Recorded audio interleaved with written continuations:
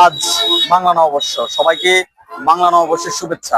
আরো শুভেচ্ছা জানাই বিশেষ করে যারা ফকিন্নি টাইপের শ্বশুর শাশুড়ি আছেন, যারা ছেলের শ্বশুর বাড়ি থেকে ইলিশ মাছ, বড় মাছ, তরমুজ, চিড়ামুড়ি এগুলো প্রত্যাশা করেন নতুন বছরে, বিশেষ করে স্পেসিফিক ভাবে এই বিষয়গুলো প্রত্যাশা করেন।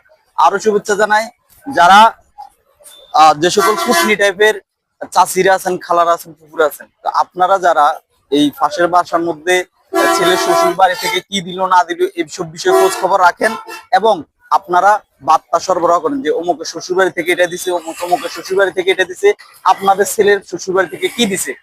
এই ধরনের মানুষ যারা আছেন আপনাদেরকে আরো বেশি শুভেচ্ছা জানাই। যাই হোক, সর্বোপরি কথা হচ্ছে নতুন বছর আমাদের জীবনে সুন্দরভাবে আমরা